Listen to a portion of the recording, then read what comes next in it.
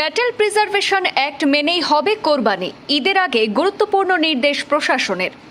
পবিত্র ঈদ উল আজহা ঘিরে যাতে কোথাও অশান্তির ছায়া না নামে তাই আগেভাগেই কড়া প্রস্তুতিতে শ্রীভূমি প্রশাসন। সেই সাথে গুজব না ছড়াতে এবং অবাঞ্ছিত দৃশ্য পোস্ট না করার আহ্বান প্রশাসনের। আসন্ন পবিত্র ঈদ উল আজহা উৎসবকে শান্তিপূর্ণ, সুশৃঙ্খল এবং নির্বিঘ্নভাবে সম্পন্ন করতে আজ বৃহস্পতিবার জেলায়ুক্তের কার্যালয়ের কনফারেন্স হলে অনুষ্ঠিত হল এক গুরুত্বপূর্ণ সমন্বয় বৈঠক। অতিরিক্ত জেলায়ুক্তের সভাপতিত্বে আয়োজিত এই বৈঠকে জেলার বিভিন্ন সরকারি বিভাগের আধিকারিক, ঈদগাহ কমিটির সভাপতি সম্পাদক, ধর্মীয় এবং সামাজিক সংগঠনের প্রতিনিধি এবং সমাজের বিশিষ্ট ব্যক্তিবর্গরা উপস্থিত ছিলেন। বৈঠকে ঈদ উপলক্ষে আইন শৃঙ্খলা পরিস্থিতি, যানবাহন নিয়ন্ত্রণ, পরিচ্ছন্নতা ব্যবস্থা, বিদ্যুৎ এবং পানীয় জলের সরবরাহ, স্বাস্থ্য পরিষেবা এবং প্রশাসনিক সমন্বয় সহ একাধিক গুরুত্বপূর্ণ বিষয় নিয়ে বিস্তারিত আলোচনা হয়। সেই সভায় উপস্থিত সকলকে স্বাগত জানিয়ে অতিরিক্ত জেলা আয়ুক্ত মারিয়া তানিম বলেন, ঈদ শুধুমাত্র একটি ধর্মীয় উৎসব নয়, এটি পারস্পরিক সৌহার্দ্য, ভ্রাতৃত্ববোধ এবং সামাজিক সম্প্রীতির এক উজ্জ্বল বার্তা বহন করে।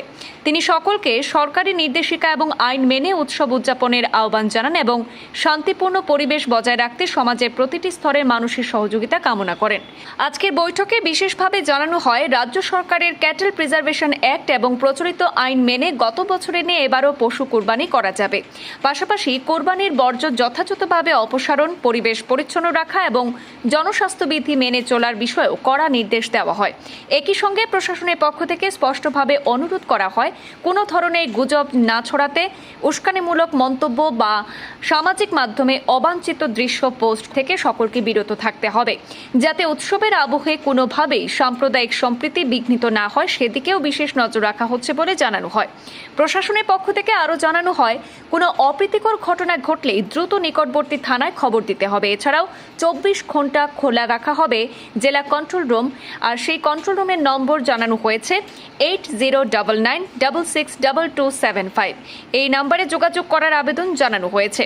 এদিনের বৈঠকে শ্রীভূমি সদর সার্কেলের সার্কেল অফিসার বিক্রম ছেত্রী, সহকারী আয়ুক্ত পূজা দাওলাগোপু, ডিএসপি মুকুট কলিতা, ডিএসপি মানস প্রতিম চৌধুরী, দৈনিক নববার্তা প্রসঙ্গের সম্পাদক হাবিবুর রহমান চৌধুরী, ডক্টর আফতাব উদ্দিন সহ অন্যান্য বিশিষ্ট ব্যক্তিত্বরাও উপস্থিত ছিলেন।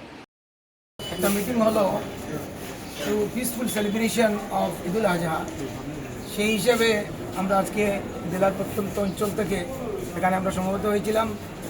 এখানে সমবেত হয়ে আজকে মিটিংয়ের ডিসিশনটা হয়েছে যে পিসফুল হওয়ার জন্য যত সব লাস্ট ইয়ারে মাইনরিটসও পড়ানো হয়েছে। আর আমরা সিদ্ধান্ত নিয়েছি আজকে যে এই যে ভ্যালিড ডকুমেন্টস যেগুলো আছে, ভ্যালিড ডকুমেন্টস থাকা যাদের কাছে আছে তারা এক জায়গা থেকে অন্য জায়গায় তাদের ক্যাটেলটা ক্যারি করতে পারবেন।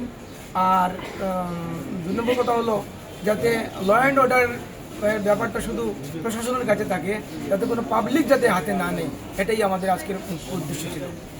বিভিন্ন দেখা গেছে বিভিন্ন বাজারে পুলিশের বাজার করতে দিচ্ছে না, এই ব্যাপারে যেগুলো মার্কেট আছে এগুলোতে পুলিশের কোনো হস্তক্ষেপ চলবে না, পুলিশ বাড়াবাড়ি করবে না, এটাও সিদ্ধান্ত হয়েছে। সাধারণ মানুষ আতঙ্কে রয়েছেন যে ঈদ উল আজহা নিয়ে কি সম্পূর্ণভাবে পরিপূর্ণ করতে পারবেন কি না পারবেন। আপনারা আজকে সবাই দেওয়া হয়েছে জেলা প্রশাসনের পক্ষ থেকে, পুলিশ প্রশাসনের পক্ষ থেকে, যাতে কোনোভাবে শান্তি বিঘ্নিত না হয়, এই জন্য তারা প্রশাসন তার নিজের দায়িত্ব হয়েছে। এখানে 5 কিলোমিটার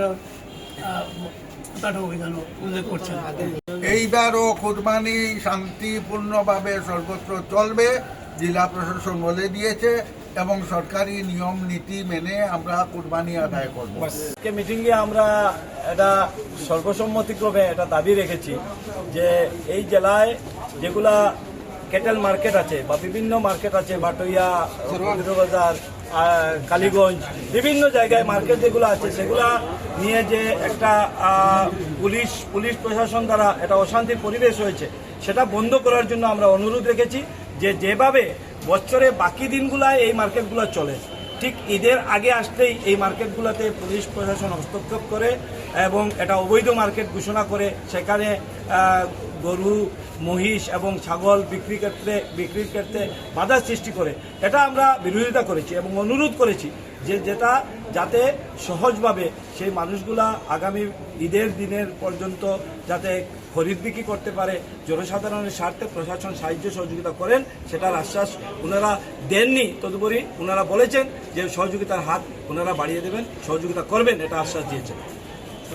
দাবি রাখা হয়েছে যে যেহেতু ঈদের মিটিং, সেজন্য বহুত কমিউনিটিকে নিয়ে আমরা যাতে নেক্সট মিটিংগুলো করা হয়, যাতে সব সম্প্রদায়ের মানুষ এখানে থাকেন এবং আগামী পূজার মিটিংয়ে সব সম্প্রদায়ের মানুষকে নিয়ে ঈদের মিটিংয়ে, যেহেতু আমরা সবাই একত্রিতভাবে সুন্দরভাবে বসবাস করছি, তাইলে ফেস্টিভ্যাল আমাদের ধর্ম যার যার, আমাদের এইগুলা ফেস্টিভ্যাল সবার যাতে হয়, সেই জন্য প্রশাসনও সবাইকে নিমন্ত্রণ জানানোর অনুরোধ রেখেছি।